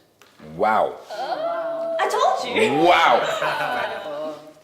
You know, at the beginning of this session, you said, what's my voice? Here you go. That is your calling card. That is your strength. And that will change over time. But all I was saying to you was getting you back to the place that you already started. That. Can you just read that for us again? A wish for the sun to never set, a wish to never have met, but they'll continue to till the end. Wow. That's incredible. It's just like, it's so succinct. Do you know what I mean? Given what we know already about those characters, given what we've already heard, you know, like that's like your log line, isn't it? That's the thing. We'll get a big synopsis later on in the print and everything. It will happen. But just for us, at the beginning, to just know, for us to get hooked. That's it. It's great. We don't need to hear everyone else.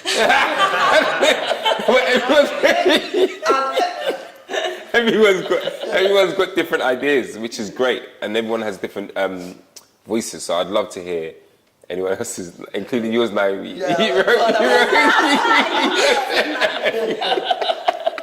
weird because I felt that click. As soon as I thought that, I was like, yeah, that's it. And then I got that feeling again. It was weird. It's all yours. It's all yours. Anyone else want to try? It doesn't have to be 2. It could be more. Normally, I would ask people to write 5 and then write 2 because it makes it easier to distill in that way. It's hard for you to just go from 10 to like 5 to like 2, or to go from 10 to 2, which I've asked. But because of time, cut corners a little bit, you know. So I don't mind like 5 lines. Give us the 5-line version if you've got it. I've got 2, but it's not poetic. No, it's great. Doesn't have to be. Maybe your voice But that's... It's got Gemma in it. Yeah. I am Gemma. No. Andrew and Beth are ending, that much is certain. Gemma and the reasons why, that is fluid. A play about how we end. Wow. That's it. Yeah. That's exactly what it is. Yeah. That is when I'm reading a scene and I'm going, all right, cool, there's loads of fat here. The fat is cool, but actually just, by that, the second half of that play, I'm like, get rid of that fat and give me this. I just need it to be, every word has value, every line has value, and the economy of it is what's gonna help you reach the climax, and then cool, that's great. Thank you. What are you gonna name it? You're gonna call it Gemma? Yeah. Gemma. Comma, Gemma. Cool. You wanna go? No. I think it's a really good exercise. You'll be fine. No, genuinely, tomorrow morning is doing this. When it's me and my dog, not Me and the internet. Cool. Anyone else want to go? No? I can do. Yeah, let's do it. It's definitely not 2 lines. 2008, days after the financial crash, a restaurant franchise of Wall Street is navigating capitalism exploded. Again, but there's such a succinctness in this. There's such I've spoken about it already. I'm not going to go on about it, but you just know what that is, don't you? You know where you land. You know why it's going to be interesting for most people. There's a heart there that exists amongst the kind of the financial kind of literacy that is there. There is something that pulls and holds us to ransom to this thing that feels quite obscure and over there. It's dope. Anyone else? I will. Yeah, let's do it. Cliff needs to move away for his own sanity. Maud needs him to stay for hers. Are her bullshit tasks making him stay or pushing him away? Again, you just find more clarity in what you've written initially. Yeah. And like that's the thing that you go out with. That's the thing. The question at the end that helps us, that holds it all together. We know these characters from where you started. If you imagine where you started, looking up there and trying to find a plug, and then be like, plug. Having a whole story.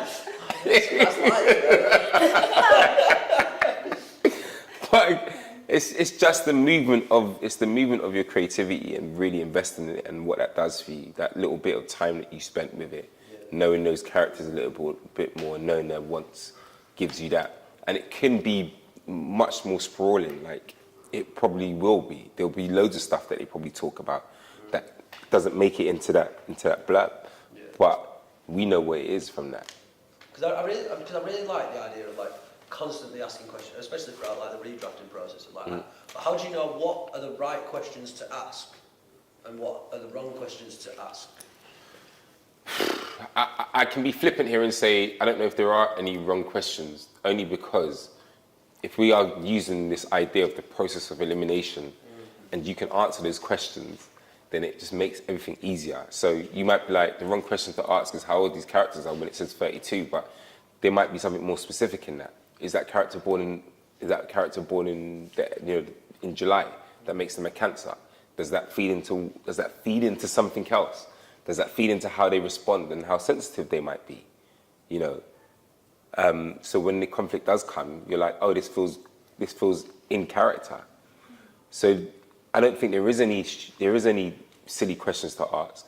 There might be more efficient questions, like getting through stuff at a certain point in time. You're like, actually, I just need you to ask me the right questions, or the questions that need answering right now and immediately, and the rest we can kind of discover when we get to the production process, or when it gets picked up. So I think that's something that's, especially if you're like writing on your own about like, obviously you're really close to it. So at a certain point you're asking, oh, something doesn't feel right there. Okay, so what if this? And just trying to, but then how do you know if it's having that awareness of, am I actually making it better or am I just changing it? Is it any better than it was? Yes. Well, I think there's the questions that we started at the beginning with, like, I'll run some of them out. So it's things like, I've got a scene here, it's 10 pages. Great, cool. What is it that these characters want in this scene? Are they able to achieve it? Yes, no. Why are they not able to achieve it? Why are they able to achieve it? Is it interesting that they're able to achieve it? What does that do? It's the same thing with Red Pitch when this character got, this character that fought for this thing and then got it, but that wasn't interesting.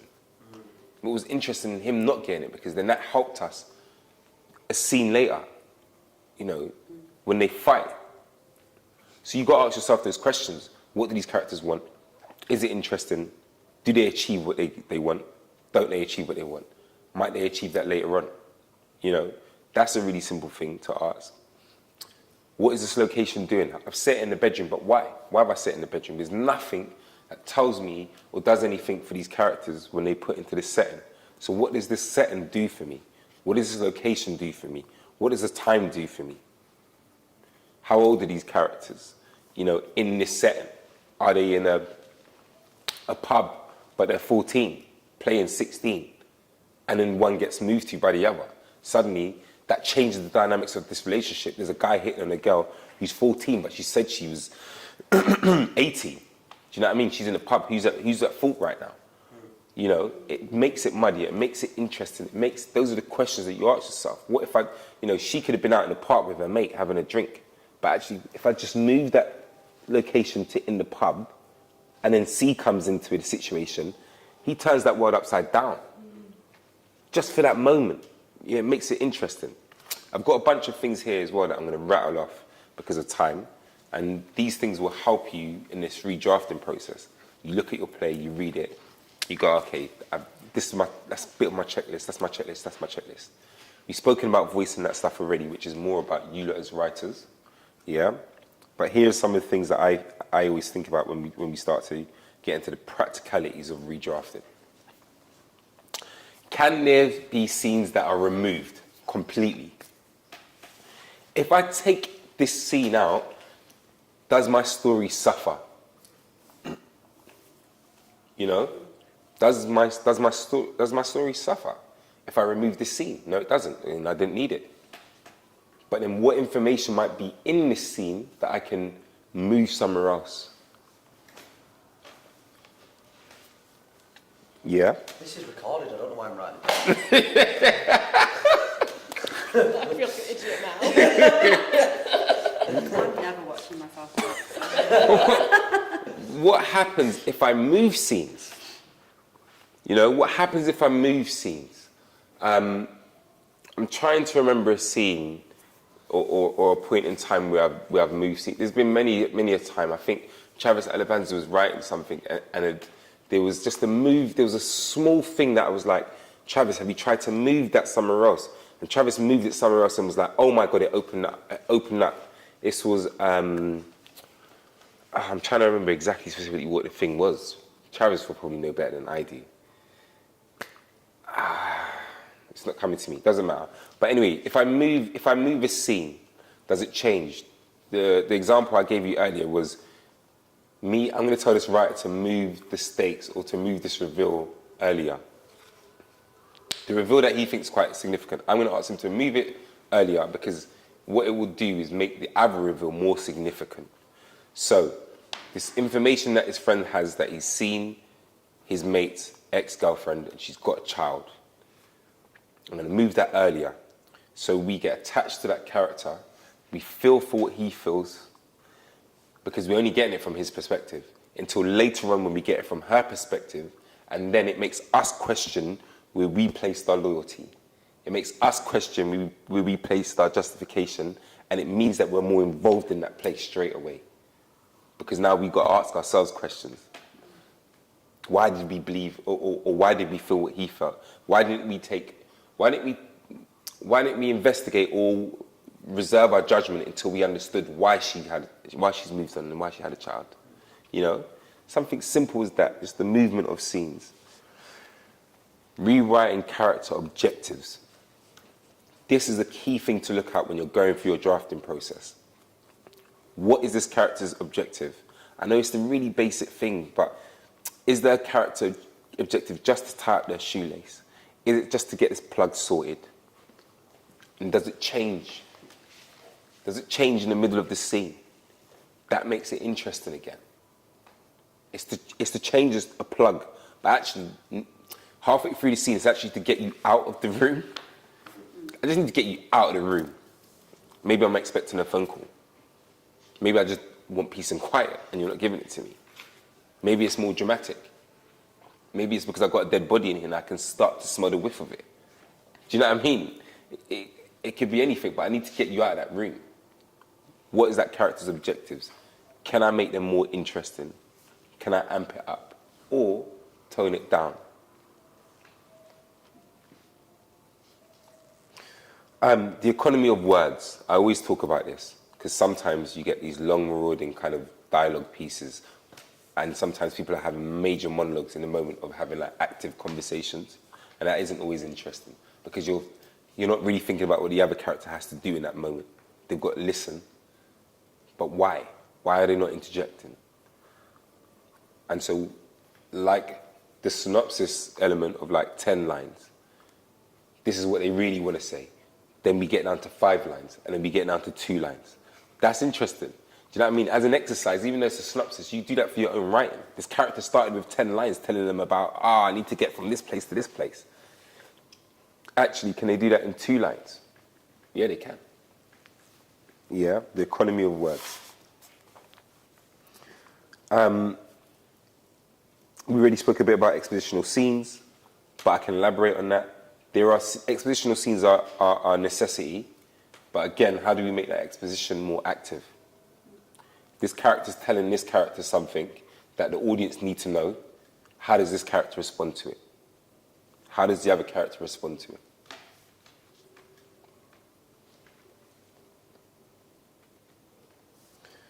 We already spoke about the script being your audition piece. The rewriting process is just the recall. Yeah? How do I give you more clarity and what I'm trying to present to you? How do I share my voice with you? We spoke a little bit about potholes and really understanding potholes. You can understand, you're driving down the road and you're like, this road's shit. But when you understand when you get to see the whole road and you're like, the whole road is shit, you can go to the council and be like, guys, I need you to fix the whole fucking road, not just this part of the road that I live down because I selfishly want you to fix this pothole so my car don't get fucked up. But actually, for everybody, now I need you to understand. It's a shit analogy, guys, but stick with me. Stick with me here, stick with me. Now I can bring everybody else into this. I can bring everyone else into this, and I'm going to get more traction and understanding that you need to fix these potholes so all of these cars will be fine and they all won't get shit suspension, and then it works for the economy and it works better for everybody. Therefore, translating that into your script, I can see a pothole from scene to scene, but if I can see the whole thing, then maybe I can fix all the potholes with just a moment over here. That might just help me tighten up that scene 9 that I keep going back to. I don't know why I've chosen the word, the scene 9. But scene 9 here, I might be able to fix that. That helps me in scene 3. But because I can see the whole picture, I can go back and go, oh yeah, cool. I can fix that pothole, and that kind of puts all of these back into place. That really helps. Shit analogy, but you get the point. We spoke about time. We spoke about time periods. We spoke a little bit about this, but not so much in depth. Where your play starts and finishes. Yeah? You might think your play starts really at the beginning of your idea. But actually, what happens if it starts in the middle of your idea, but that's the beginning of the play? So you have this story about, a little kid getting on a bus and that bus journey. And it might be really in your head, you're going, the interesting part for me is to start at the beginning of the story where the kid gets on the bus. But actually, it might be really interesting to see the kid already on the bus. And then starting our journey with that kid from that point. You look at your play again and you go, I know I've started on scene 1 here, and scene 1 feels quite exceptional, but what happens if I start in scene 3? Does my play still hang true? Do I still get to say the things I want to say? Is it more interesting if I start there?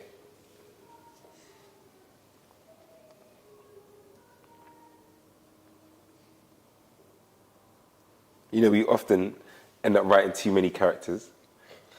We often end up writing too many characters in our first drafts because we're trying to make it interesting. We're trying to find ways to bring a new energy into it. But actually, does the energy just exist between these 2 characters, or these 3 characters, or these 4 characters? What new energy can we bring in if we change the dynamics of these characters, if we change, A and B together, and then A and D together, and then A and C together, or B and D together? What changes with that? What changes if A and B together, and then D comes in, but they were expecting C? What changes suddenly with that? The economy of characters. I am always amalgamating characters for writers, always. I'm going, that character and that character does the same thing. What happens if you put them 2 together? Suddenly you've got 2 dimensions. They're like, oh yeah, shit. But you know what I mean? Because you're in it. And you're like, I know it needs to be 5. But actually, what happens if it's 4? Because then we think it's a proper partnership and these 2 are going to get on and these 2 are going to get on. But what happens if these 2 don't get on and these 2 don't get on, and actually these 2 in the middle do get on, and these 2 are like just on the outside trying to figure shit out? You amalgamate some of these characters because sometimes they feel a bit flat, and you're like, actually, if I just give you a bit of that life and give you a little bit of sprinkle, suddenly that character feels so much fuller. So I'm always looking at things and going, I just amalgamate these 2 characters. Always. We spoke about voice already, understanding your voice within the draft. What kind of writer are you? What are you trying to say? Is that clear within that new draft that you're wanting to write? Is that clear in your first draft? No? Can it be clearer? What can I do to find that, to crystallize that, to distill that? Well, it's all the things we spoke about. These characters, understanding my voice, what am I trying to say? Are these characters mouthpieces? Do they have their own autonomy? What if I'm presenting two sides of the argument? And I'm giving it up, and I'm presenting it to the audience to make that decision about what they think. Is that more interesting than me just having this thing and being like, yeah, it's exactly what I want you to all go away with? Actually, I want you to go away talking about it. So actually, I'm going to put two sides of the argument and make them both strong. So we understand that the world isn't as polarized as we believe it to be. The world we live in now. But yeah, these are some of the things that you can start to tick off when you're starting to go through your redrafting process. They're big things, and sometimes they can be small things. But just giving yourself the time to read, giving yourself the time to see it as a whole thing will help you figure out the smaller bits, or the larger ideas that you have. And that is drafting and redrafting, folks. Do you have any questions? No? Cool. You got any questions? Great. Perfect. Well, thank you all for your time. Thank you so much for your time and for your wonderful writing. It was so impressive to hear all of your writing. I hope you turn these things into real plays. If not, I hope you apply the things that we have discovered today into the work that you're gonna produce and work that you're gonna send into the prize. Fingers crossed. And hopefully I get to read some of your plays as well. So thank you guys. Thank you. Thank you. Thank you. Big love. Thank you.